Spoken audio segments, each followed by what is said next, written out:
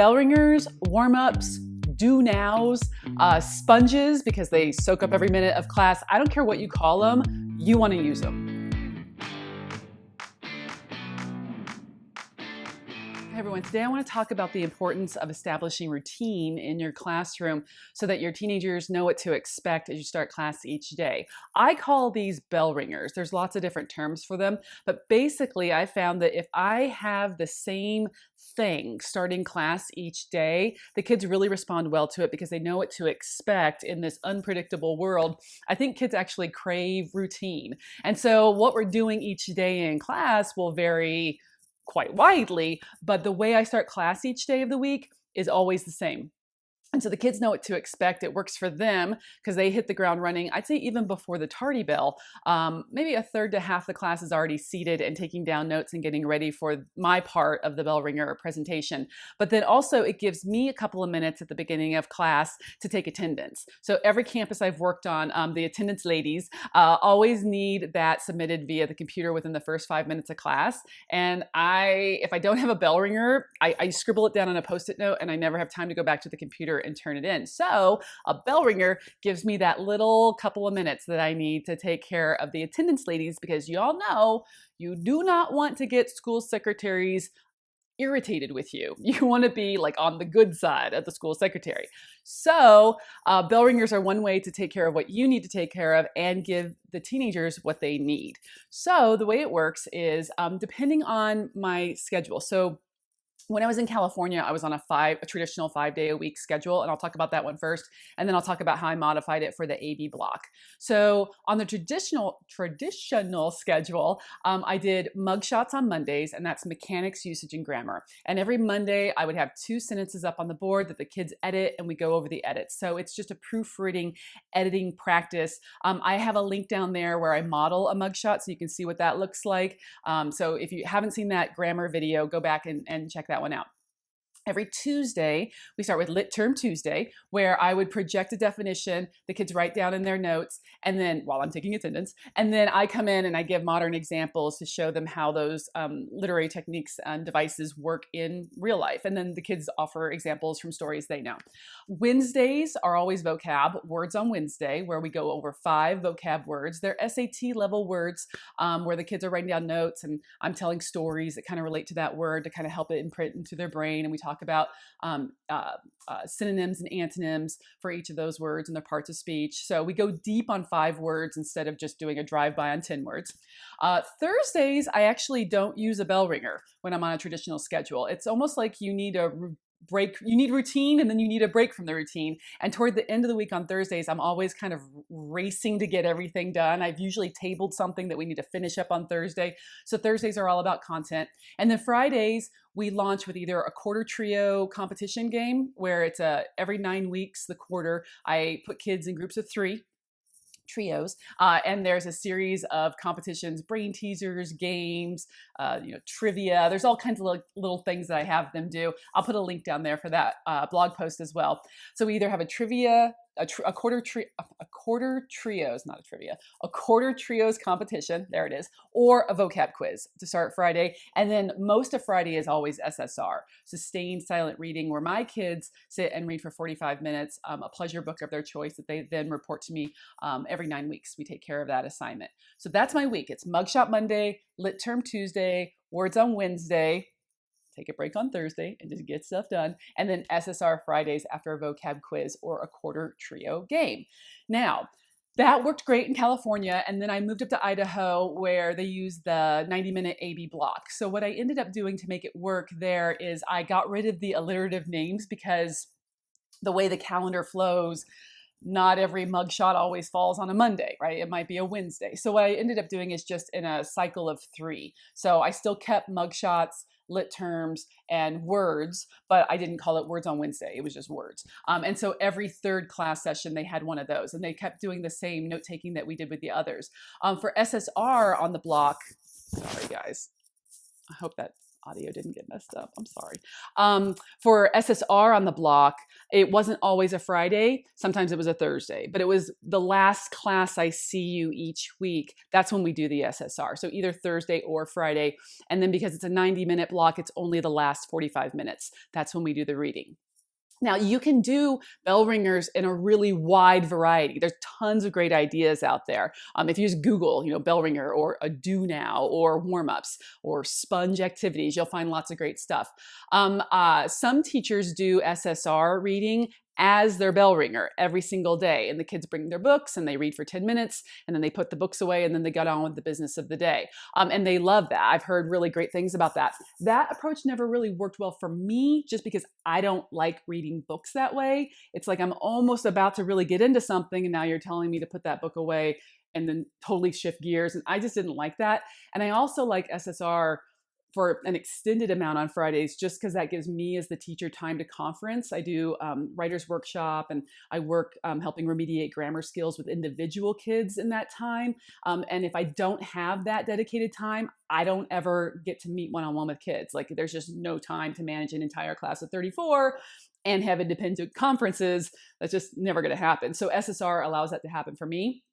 But if you love 10-minute S.S.R. as your bell ringer, great, if it's working for you. Another thing I've heard teachers do is journaling. So they'll have the writing prompt of the day projected up as the kids come in, and they'll have a spiral book or one of those composition notebooks, and they're just doing a free write response to whatever the prompt is. And then the teacher collects them every so often. That approach is wonderful in terms of getting kids to write and to write a lot. And you probably know freedom writers and all that good stuff. For me, it's sort of a management.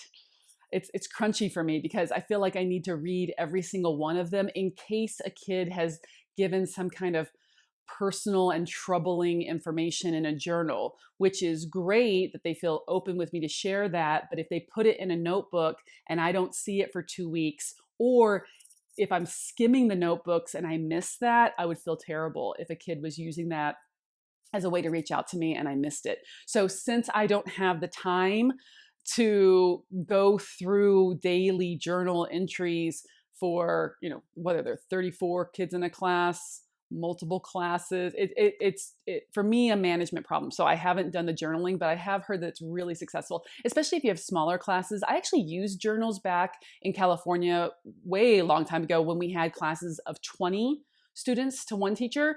And that was awesome. Those were the halcyon days of my career. But now with so many kids, it's just really hard to manage that. But that doesn't mean there's other things you can't do besides even what I do. So I made a list here that I'm going to look at real quick. You could do test prep as one of your bell ringers. Like let's say you have the SBAC, the Common Core test coming up, or PARC, or I guess it's TEKS in Texas, TEKS. I hope I'm saying that right. Or even if you have older kids, SAT prep practice, where you just take out 2 released questions, have the kids answer them themselves, and then you go over the correct answers together. You could have just brain teasers. You could just have like Thinking Thursdays, where you just give a brain teaser, they meet in small groups, they think it through, and then you reveal the answer after you've taken attendance. You could have, in the spring semester, sometimes I use commonly confused words. Those are homophones. And so I have slides for that. And then we talk about when do you use affect and when do you use effect, those ones that trip them up. You could also just project current events. Just get a paragraph or just a short little article that you've projected. You don't even have to make the photocopies. The kids read that while you're taking the attendance, and then we discuss it. So lots of different things you could do. Some teachers have like long lists of YouTube videos that they are like conversation starters. So they'll play the 5-minute YouTube video, and then the class will debrief. So lots of things, however you want to do it. If you go online, you can find there's tons and tons of these already made. TPT has some. Of course, I have some in my shop. You can just like search and you'll find lots. You also, though, could get together with your grade level. Like say all sophomore teachers get together and you guys are going to jigsaw it. Like I'll make all the grammar piece, you make all the vocab piece, Sheila will make all the current event pieces, whatever it is. And then you just come together and share your resources. Might be a nice way to get all of those bell ringers taken care of in one fell swoop. Whatever you end up doing, I wanna really encourage you to think about adding bell ringers to your routine if this is not something you're already doing. I know it's a common practice, and I'm just telling folks, I love it. It is fast. I would say you try to cap the bell ringer to about 10 minutes. Once it goes past 10 minutes, it's becoming like a big lesson. So you want it short, succinct.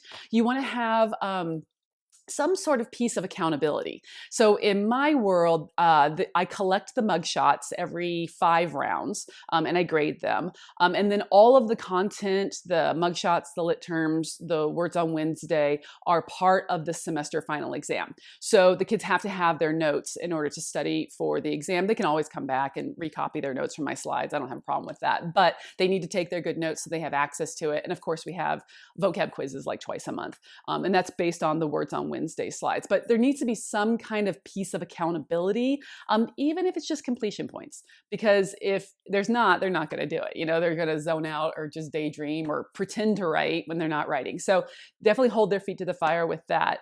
Sometimes I get asked if my bell ringers connect to the daily lesson, and not usually. Sometimes there's a nice little happenstance where it all lines up, and we were talking about irony, and then, today's story is The Necklace by Guy de Maupassant. Ho, ho, ho. That's French. Maupassant. But usually they don't, and I don't have time to strategize them all lining up. They really are just independent, standalone class starters. So that's it. Yeah, I use bell ringers. I love them. It's great for you in terms of classroom management and time management and starting, with on a strong note, getting class going, not having to talk over everybody as they're, trying to settle in for the first few minutes. They're already settled in. They're ready to go. It's really good for them because it's circling around on basic skills that you might not be able to fold in any other way. It's short, so their attention span can sort of swallow it, can hang on to it. And honestly, it's a way for them to boost their grades with what are relatively easy points in my class, which is not an easy class. So the kids like it because it buoys their grade. So yeah, did I mention IEPs? I also like them because I can just make copies of the slide packs for kids with IEPs. So if kids have trouble with note taking or like visual memory, I just print off a whole pack for that kid at the beginning of the semester, and then he can just take the notes on the printouts that I've already given him. So it's a nice way to differentiate as well. Okay, that's it for me this time, you guys. I hope you're having a great summer. I'll be back sometime soon with more goodies as we're getting ready for the new year. All right, see you soon. Bye, everyone.